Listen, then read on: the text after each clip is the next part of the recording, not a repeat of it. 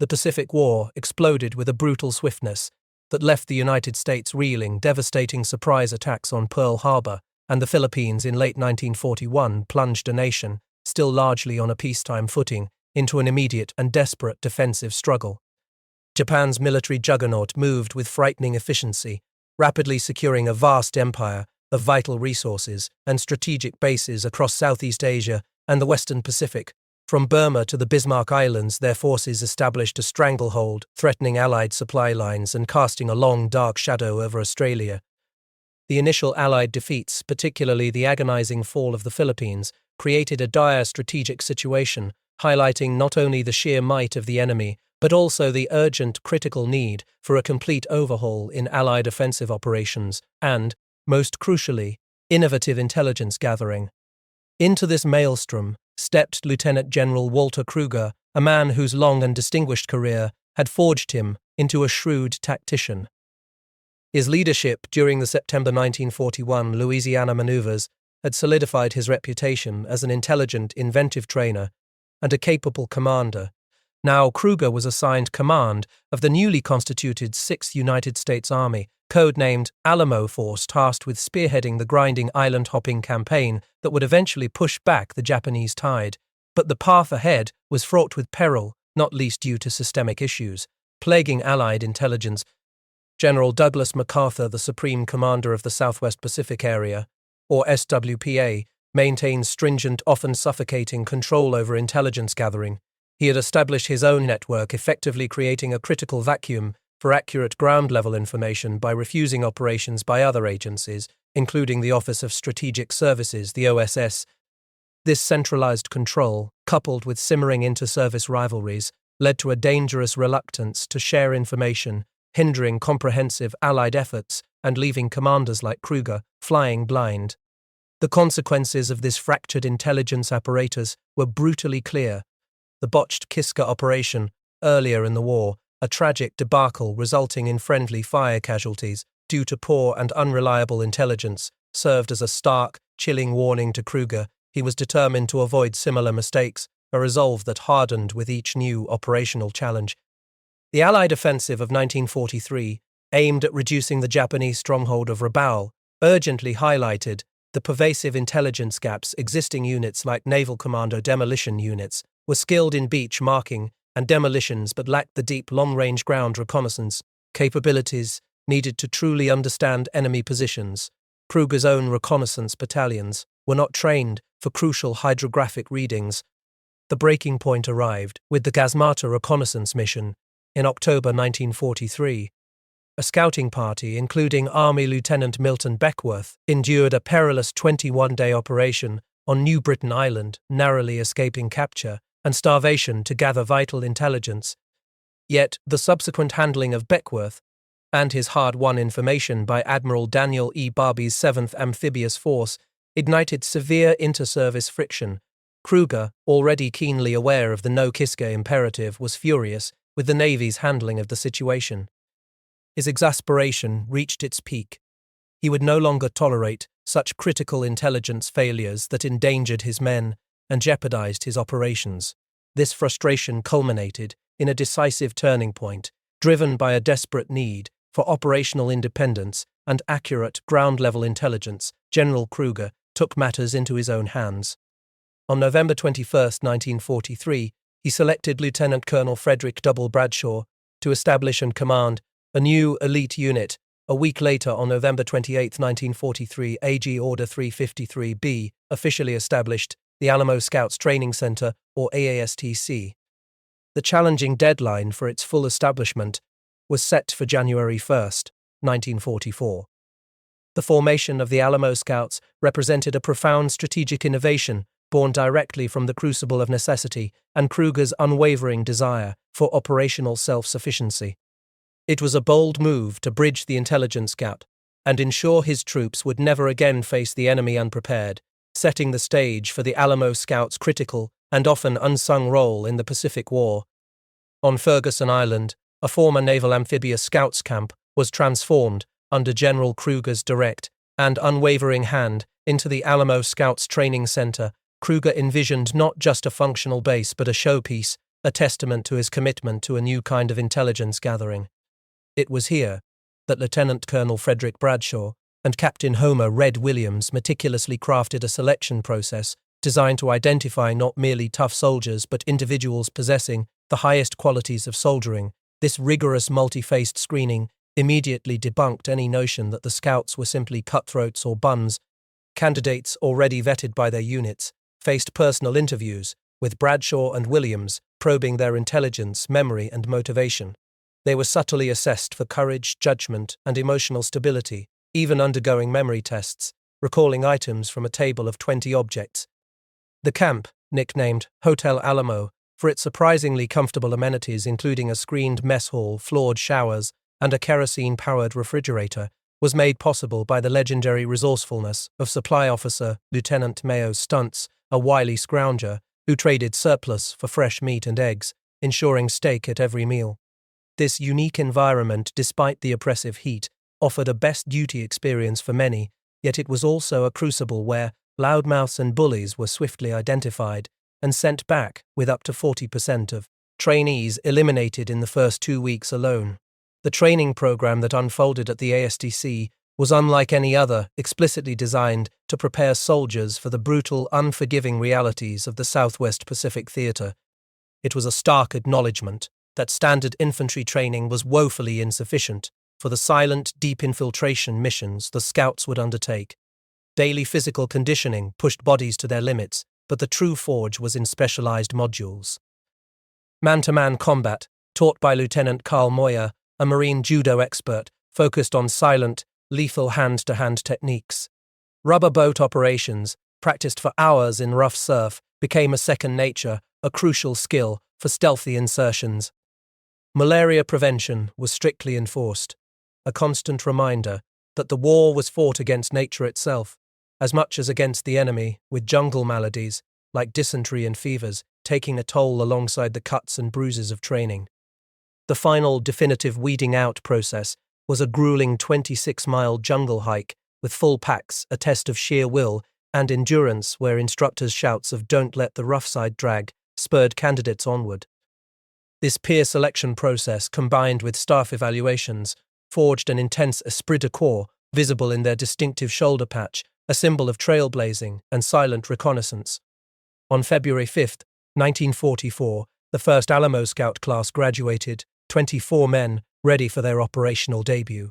The strategic imperative was immediate: isolate the formidable Japanese stronghold of Rabaul and secure Allied advances through the Bismarck archipelago. Lieutenant General Kruger himself underscored the critical importance of their first mission. The McGowan team, led by the daring Lieutenant John R.C. McGowan, was chosen by a coin toss for a reconnaissance mission to Los Negros Island. The tension of operating deep behind enemy lines, without suffering casualties, became the unit's defining characteristic from this very first mission. Their initial insertion attempt was aborted by a violent thunderstorm, a foretaste of nature's hostility. The rescheduled landing, a precarious touch-and-go, by Catalina flying boat, saw Private Paul V. Gomez brave rough seas to become the first American ashore. Within hours, McGowan's team radioed back their chilling discovery: "The area is lousy with Japs." McGowan himself watched 15 Japanese troops, including elite Marines, pass just 10 yards from his hiding position. The stakes were impossibly high. One mistake could mean capture, torture, or death, and a devastating blow to Kruger's new unit. Their extraction by PBY flying boat was equally perilous, with McGowan narrowly avoiding a propeller in the rough water. The intelligence brought back by McGowan's team was nothing short of vital. It directly corrected earlier Allied intelligence failures, specifically a dangerous underestimation of Japanese strength on Los Negros. Their detailed reports of machine gun positions, camouflage trenches, and bivouac areas revealed a significant enemy presence that Allied command had entirely missed. Failures for fire. This critical data transformed the planned reconnaissance in force into a full-scale invasion, ultimately leading to a successful landing, with significantly lighter casualties than anticipated. The mission validated the Alamo Scouts' effectiveness and immediately highlighted crucial lessons. Flying boats proved too vulnerable for covert insertions and extractions, prompting the rapid adoption of more stealthy PT boats and submarines for future deployments, the need for more powerful and reliable radios also became apparent. The Scouts had not only delivered crucial intelligence, but had also established the operational blueprint for their unique brand of silent warfare, proving their unique brand of silent warfare. From the very first mission, the New Guinea campaign, a grueling theatre of dense jungles and unforgiving terrain, became the next crucial for the Alamo Scouts, and unforgiving terrain became a grueling terrain campaign. General Douglas MacArthur, keen to sever the Japanese stranglehold on the vital supply base of Hollandia, demanded intelligence with a precision that conventional reconnaissance simply couldn't deliver. The Scouts, still a nascent unit, quickly evolved from executing simple reconnaissance missions to fulfilling a far more sophisticated intelligence role, becoming indispensable eyes and ears for the massive Allied offensives to come. Their ability to gather granular data, crucial for large-scale operations, transformed them from a tactical asset into a strategic imperative. Yet this rapid expansion wasn't without its growing pains. In the chaos of the Hollandia operation, some scout teams found themselves misused, deployed as conventional combat patrols rather than for their specialized intelligence-gathering role. This exposed them to unnecessary risks and stretched their limited resources, particularly for food, equipment, and ammunition. The unit's commander, Lieutenant Colonel Frederick Bradshaw, sent a blistering letter to General Kruger outlining these critical issues. Kruger, ever protective of his elite force, responded with characteristic decisiveness. He issued the Alamo Scout card, a powerful authorization, unique in its authority, that allowed any scout to bypass bureaucratic hurdles and directly obtain necessary supplies and transportation. Lieutenant Robert S. Sumner vividly recalled the card's power, using it successfully to acquire rifles, carbines, ammunition, and even a truck for a guerrilla unit, a testament to Kruger's unwavering trust and commitment. This intervention not only resolved critical logistical issues, but also cemented the Scouts' specialized role, protecting them from being squandered in general combat. The Hollandia ATAPE operation proved a stunning Allied success, neutralizing a formidable 60,000-man Japanese army and securing vital bases that would serve as springboards for future advances, underscored their value, signaling their burgeoning importance and continued operational demand. A second Alamo Scouts training center was established at Manje Point on April 10, 1944. With Hollandia secured, Allied operations shifted focus to the Vogelkop Peninsula, a region MacArthur considered the springboard into the Philippines in decades. This area, a military nightmare of mountains and jungles, was perfectly suited for the Scouts' brand of covert reconnaissance. Teams were dispatched to gather precise pre-assault intelligence. On June 29th of Houth 129th, 1944, Lieutenant George S. Thompson and Lieutenant J. G. Donald E. Root embarked on a mission to investigate the beaches near Cape Sansepor.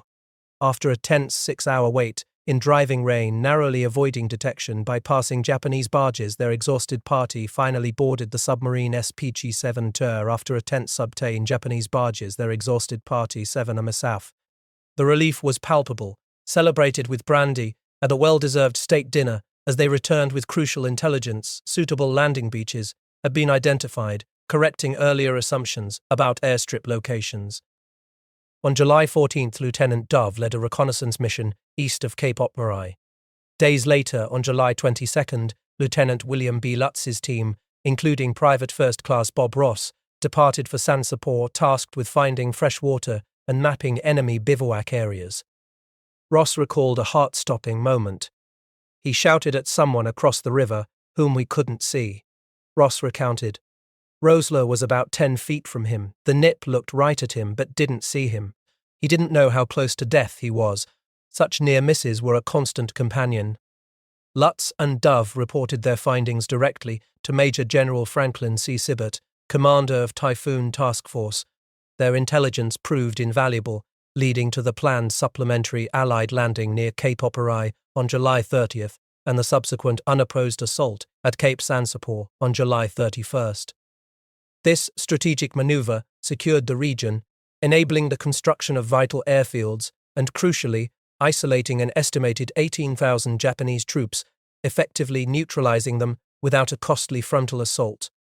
The Scouts' adaptability beyond pure reconnaissance was vividly demonstrated by the raid on Orinsbari. On October 4, 1944, two teams, led by Thomas J. Stud Roumseville and Lieutenant William E. Nellist, infiltrated behind enemy lines, executing a daring multi-pronged assault on a Japanese-held village. Their mission to rescue 66 Dutch and Javanese prisoners, along with a French family. The raid was executed with ruthless efficiency described by Scout Smith as like clockwork, securing the area and neutralizing all Japanese in less than 4 minutes. This successful rescue operation brought the Alamo Scouts instant acclaim, even though their operations remained highly classified. It highlighted their growing impact and proved that these silent warriors were capable of more than just observation. They could strike with precision and lethal force when the mission demanded it. Their role in the Pacific Theater was no longer just about seeing the enemy, but about shaping the battlefield and saving lives in ways no other unit could. The war machine of the Pacific churned onward, its relentless momentum now fixed on the Philippines. Leyte, a verdant island gateway, emerged as the next indispensable objective, a vital launching point for the eventual invasion of Luzon and the heart of the Japanese-held archipelago. Japan, reeling from earlier defeats, had fundamentally shifted its strategy to a brutal defense in depth, transforming every island into a fortress, every jungle into a death trap. This new reality demanded intelligence of unprecedented precision and depth, a role for which the Alamo Scouts, forged in the unforgiving crucible of New Guinea, were uniquely suited. Their transition to Leyte marked a profound evolution, moving beyond tactical reconnaissance to becoming vital intelligence officers, operating deep behind enemy lines for extended periods, their missions expanding both in scope and duration. The Scouts' value was immediately evident. The very fabric of the Leyte campaign, from troop movements to fortifications and crucial resupply routes, hinged on their clandestine efforts. The stakes were laid bare on the evening of October 28, when a crashed L-5 Piper Carbon Samar threatened to unravel Allied plans. The 24th Corps Field Order, a 6-inch thick blueprint of all tactical and logistical designs, lay exposed. Its recovery by a scout team was a testament to the critical nature of their work, preventing a catastrophic intelligence leak that could have crippled the entire offensive. Across the island, Alamo Scout teams became the Sixth Army's unseen eyes and ears, establishing observation and listening posts that fed real-time intelligence directly into Allied command, influencing tactical decisions with granular data on enemy dispositions. Then came a pivotal turning point. The Alamo Scouts, initially conceived as pure reconnaissance assets, began actively arming and organizing Filipino guerrillas. This wasn't merely about supplying weapons, it was about transforming disparate pockets of local resistance into a cohesive, effective fighting force. Scouts moved beyond observation, taking on the complex role of coordinating large-scale guerrilla operations, establishing pervasive intelligence networks that stretched across Japanese-occupied territory. They became catalysts, empowering local fighters and integrating them into the broader Allied strategy, multiplying the intelligence-gathering capabilities of the Sixth Army. This combined intelligence network, a tapestry woven from scout daring and guerrilla knowledge, bore immediate fruit. Alamo Scout intelligence directly contributed to the successful landing of the 77th Division at Deposito on December 7th Division. At Deposito on December 11th, Ormoc, the principal Japanese resupply point on Leyte, fell, a victory directly influenced by the precise data the Scouts had provided. The strategic landscape was further reshaped by the cataclysmic Battle of Leyte Gulf, a naval engagement that decimated the Japanese Navy, rendering it incapable of further offensive actions. For the Scouts, this meant a shift in the nature of their deep penetration missions as the threat of a powerful Japanese naval response diminished, yet the ferocity of land-based resistance intensified. By Christmas Day 1944, the unopposed amphibious landing at Palapon effectively encircled the bulk of the remaining Japanese forces on Leyte, sealing their fate and paving the way for the next, even larger, Allied objective. The Alamo Scouts, silent architects of this success, had proven their indispensable value, their role evolving with every shift in the brutal Pacific War. The invasion of Luzon on January 9th, January 9th of Luzon, 1945, marked the beginning of the end for Japanese forces in the Philippines, General Tomoyuki Yamashita, recognizing the futility of a decisive battle, had masterfully turned Luzon's rugged interior into a labyrinthine defense, dividing his forces into three main groups entrenched within mountains and intricate cave systems. But this strategy of protracted resistance would meet its match not just in conventional Allied might, but in the unseen war waged by the Alamo Scouts. Their role on Luzon would transcend simple reconnaissance, evolving into a complex dance of intelligence gathering and the delicate yet crucial coordination of a vast network of U.S. For many Filipinos, the sight of an American soldier was a dream, held captive for years. When Lieutenant Wilbur Littlefield's Alamo Scout team, including Zeke McConnell, entered a camp of the 3,000-strong marking guerrillas, on January 17th, they were met with an outpouring of raw emotion. "We were the first Americans they had seen since the war started," McConnell recalled. "They were overjoyed to see us and threw a big party in our honor." This human connection was the bedrock of the Scouts' success. They weren't just supplying weapons, they were catalysts transforming disparate, often feuding local resistance groups into a cohesive part. Teams like Hobbs organized hundreds of men, establishing extensive intelligence networks in towns like Dayet, Paracali, and Calauag, along with critical coastal observation posts and road watch stations. Airdrops, a lifeline for these units, delivered .303 rifles, Tommy guns, ammunition, and even basic necessities like rice, salt, flour, and cigarettes, empowering them to fight more effectively. The Scouts were not merely observers, they were commanders on the ground. Staff Sergeant Lawrence Coleman and Lieutenant Robert Sumner, for instance, acted as direct liaisons for the 11th Airborne Division, supplying and assigning guerrillas, weaving together numerous organizations into a single formidable web. In southern and eastern Batangas, Smith and Assis even assumed direct command of the Rudolfo guerrilla unit, swiftly engaging the enemy and destroying a key Japanese radar installations in a matter of days. While the daring Cabanatuan prison camp liberation had electrified the world, it was just one of the humanitarian triumphs. Born from Scout intelligence, the successful liberation of the Los Banos internee camp, another high-stakes rescue, further underscored their profound impact. Tom Rounceville's team, operating around Laguna de Bay and Tayabas province, meticulously established an extensive network of radio nets and substations. This wasn't just a single piece of information, it was a continuous granular flow of intelligence that proved crucial for the 11th Airborne Division. This comprehensive network provided the precise details needed to penetrate 24 miles behind Japanese lines and liberate 2,147 internees, a direct testament to the life-saving power of Scout operations. As the campaign shifted to northern Luzon, where Yamashita's main Shobu group clung to the formidable Sierra Madre and Cordillera Central Mountains, the Scouts were tasked with locating the elusive general and unraveling his defenses. Rounceville's team, coordinating with Colonel Don Blackburn's 11th Guerrilla Infantry, questioned prisoners and civilians, piecing together troop strengths and defensive positions. Their intelligence estimated 9,000 Japanese troops from Apari south to the Pari River, with significant concentrations in strategic towns. Beyond the combat, the team also undertook the somber duty of recovering downed pilots, burying them with dignity, and ensuring their personal belongings were returned to their units. Other teams brought their own unique blend of humor and grit to the brutal landscape. Littlefield's team, scouting beaches from Colonel Russell Volkmann's guerrilla headquarters, famously greeted bewildered Allied landing parties with signs proclaiming, "Littlefield for Mayor." They observed the Igoroti guerrillas, a fiercely independent people who practiced a grim form of resistance.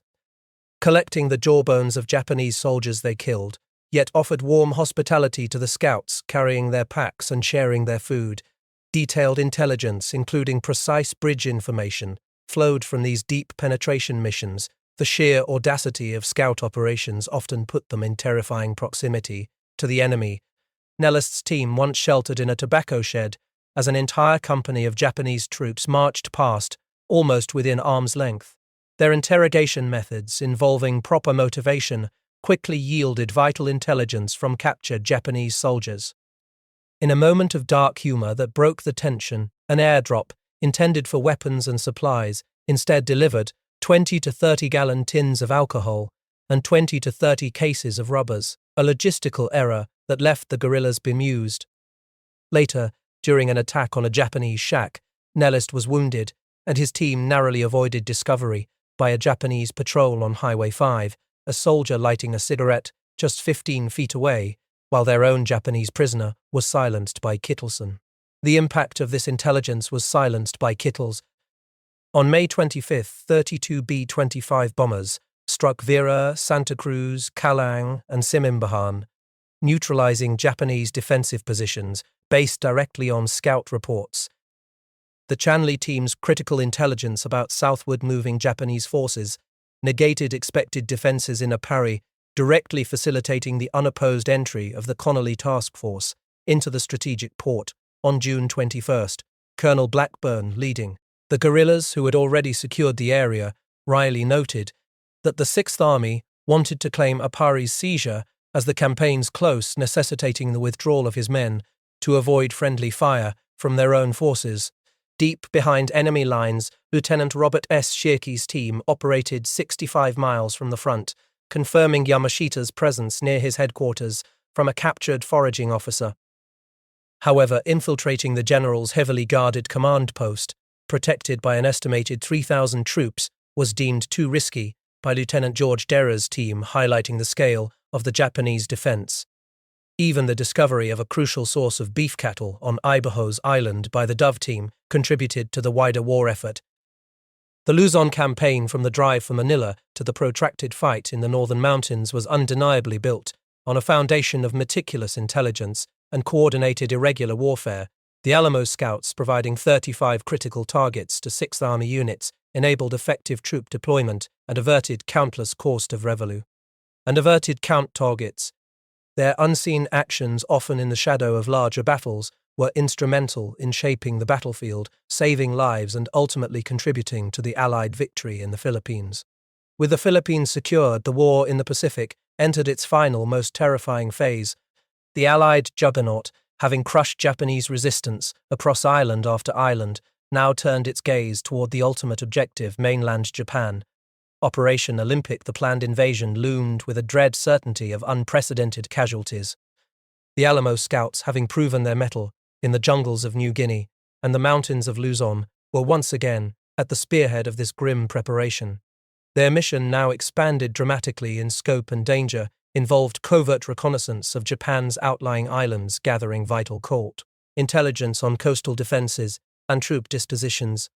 From Bataan to Fuga Islands, scout teams were still infiltrating, still observing, still rescuing, unaware that the very nature of their war was about to change irrevocably. The intelligence they gathered for Olympic was not just about enemy strength, it was about preparing for a bloodbath, a final desperate struggle that promised to eclipse all that had come before. Then, with a suddenness that stunned the world, the strategic landscape was reshaped. The dropping of atomic bombs on Hiroshima and Nagasaki, coupled with the Soviet Union's declaration of war, brought about Japan's unconditional surrender. The catastrophic casualties anticipated from Operation Olympic, a future that had weighed heavily on the minds of every soldier, were averted in an instant. For the Alamo Scouts, the shift was immediate and profound. Their role transitioned from perilous pre-invasion reconnaissance to the complex, albeit less deadly, duties of post-surrender occupation.